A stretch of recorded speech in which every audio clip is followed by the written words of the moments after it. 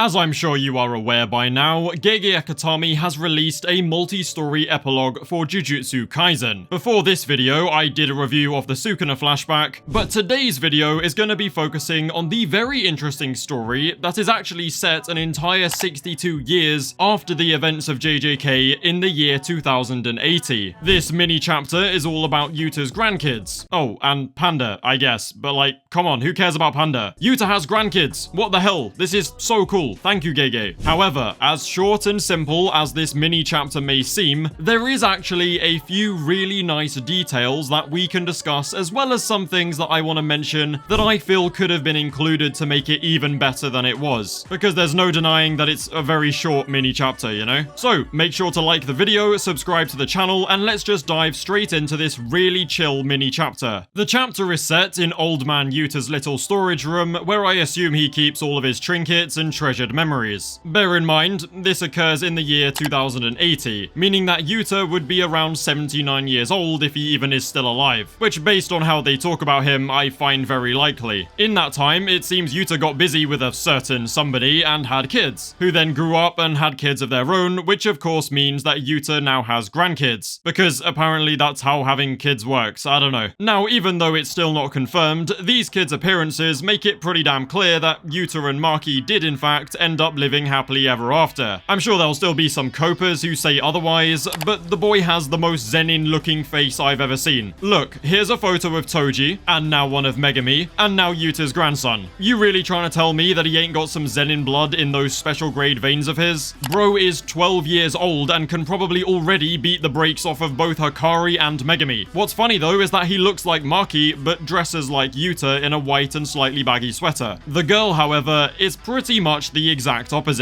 She has hair similar to Mai or Maki and the same black themed dress sense as them too, and yet she looks like Yuta with almost the exact same big ass innocent eyes. I don't know, I just find that really cool and kind of wholesome too, you know? What's even cooler than that though is the thought of how unbelievably strong these kids could potentially be. We know that they are aware of Jujutsu and that curse energy is still a thing even in 2080, and this is because of some stuff that we will discuss in just a moment. But this means that they do probably have curse techniques of their own. Yuta is a descendant of Sugawara Michizane and a relative of Gojo, as well as having some Fujiwara blood in him. And this is already scary enough because those are two massive names in Jujutsu history known for being incredibly strong. But then pair this with Maki's Zenin clan genes and you've pretty much hit the Jujutsu lottery. I'm sure Hikari would be jealous. One of them could have heavenly restriction, or what could be even cooler than that is they are twins, since Maki herself, you know, was a twin. One of them could also have the 10 shadows technique, or even something like projection sorcery. Or imagine one of them was born with immense cursed energy like Yuta and they inherited Mai's broken ass construction ability to become the new Yorozu. Basically, these kids and Yuta's own kids probably have the best genetics for sorcery that we've ever seen in the entire series. Genuinely, these guys would be dangerous as hell, and dear god do I hope we get to see part 2 set in 2080 following the new generations, with old man Yuta, Yuji and Maki being the respective strongest of their era, who have to then pass on their knowledge of their jujutsu to the new...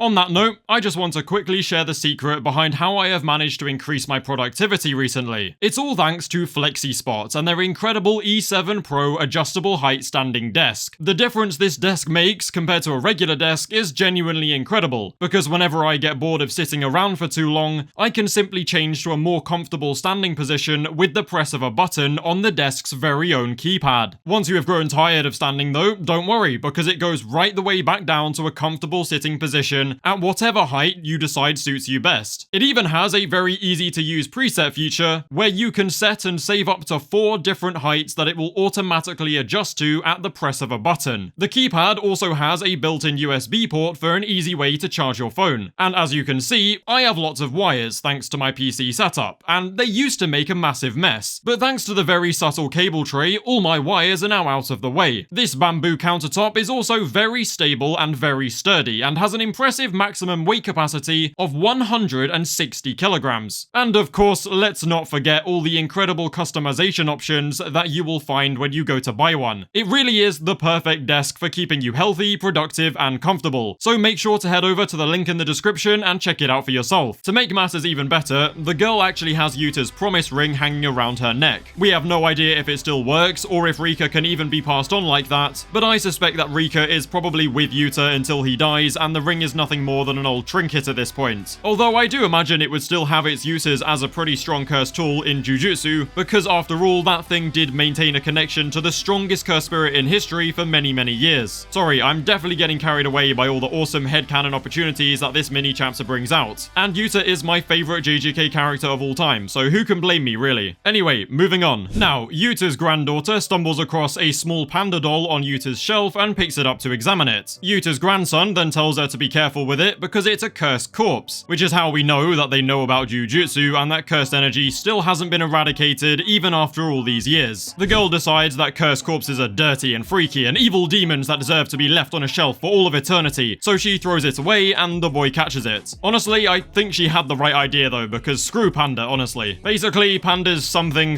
stopped working and he became inactive in the year 2035 when he was placed in the Gojo clan's family storehouse. Later on, ownership of Panda passed down to the acting Gojo clan head and representative at the time, who was none other than the GOAT himself, Yuta Okkotsu. Panda basically just sits on that shelf inactive, but occasionally moves or speaks. For example, he questions if these disrespectful brats are actually Yuta's grandkids because they're not behaving like him at all. Let's be real though, who cares about Panda? This is not an interesting thing. The really interesting revelation that we get from Gege in this mini chapter is that Yuta Okkotsu inherited the position of Gojo clan head from his mentor, the legendary Satoru Gojo. Okay, sure, it says acting clan head, but like, come on, he was clearly clan head for a while because it insinuates that he filled the position at least until 2035, but who knows, honestly. I wish it was revealed in the actual story, but I'm glad that Gege did include this detail here, because Yuta becoming the head of the Gojo clan after Gojo's death has been something that myself and a bunch of other people have been theorizing about for a very long time now. Megami is the heir to the Zenin clan, and even though they kinda don't exist anymore, he still kinda fills that role, you know? And of course, Yuji is technically the heir to the Kamo clan due to being Kenjaku's only living son. And finally, Yuta should be the next in line to the Gojo clan due to him being related to Gojo and being the strongest of that bloodline, because we know that the Gojo clan kind of sorts its hierarchy based on strength. That's how Gojo came to be clan head in the first place. Yuji, Megami, and Yuta were definitely the three students closest to Gojo, and were the lot who were saved by Gojo all those years ago. It makes sense that these three would be the one to finally carry out Gojo's dream of resetting Jujutsu society by literally taking over the big three clans. This one little detail inserted into this mini chapter is the perfect cherry on top for both Yuta's and Gojo's stories. What I'm a bit curious about though is how Yuta actually came to obtain the position in the first place. I think it's very likely that Gojo wrote a will and declared Yuta as his heir, which would be very hard for the Gojo clan to reject given Yuta's heritage and the fact that he is blatantly the strongest candidate in their bloodline right now. Yep, I'm saying that based off nothing, but like, come on, it's Yuta. Who in the Gojo clan is stronger than Yuta right now? No one. And then of course there is the possibility that there was no external influence and the Gojo clan just selected Yuta themselves. After all, it's not impossible to say that Gojo or Ijichi informed them that Yuta was related to them, and as one of the 4 main special grade sorcerers who was also one of Gojo's prized students, it's pretty obvious that his name would already be known to them. I personally like the idea that Gojo penned Yuta into his will though, which means that he is definitely loaded now. Like, bro has so much money, it's not even funny. Please do make sure to let me know how you think Yuta ended up becoming Gojo clan head though, because I am genuinely very curious. Just drop me a comment below and I'll try my best to read them all and respond to them. The final thing that I wanted to discuss was actually Yuta's shelf. I mean, sure, Panda is an okay-ish thing to have there, and there does seem to be a cool looking bag of katanas and a mysterious mystery box right next to him, but I feel like the shelf is kind of underwhelming for what it could have been. I would have liked to have seen more little references and small trinkets that mean a lot to Yuta personally. For example, just having Gojo's blindfold, sunglasses, or even the prison realm sealed up on the shelf would have been really cool to see. In fact, it's my personal headcanon that Yuta hunted down the front of the prison realm and that it's actually sealed away inside that big mystery box next to Panda on the shelf. But yeah, I felt like it was a good opportunity for an Easter egg or something, but oh well. All in all, I really enjoyed this little 3-page bonus chapter and I loved seeing what things are like that far in the future. I'm also just really glad that Yuta grew old and had a good life with Maki, although I do kind of want to know how Rika played into all of that. I imagine it was a bit messy. Anyway, as always, don't forget to like and subscribe if you haven't already. Feel free to join the Discord and follow me on Twitter, links below. Thank you guys for watching, and I will see you in a bit.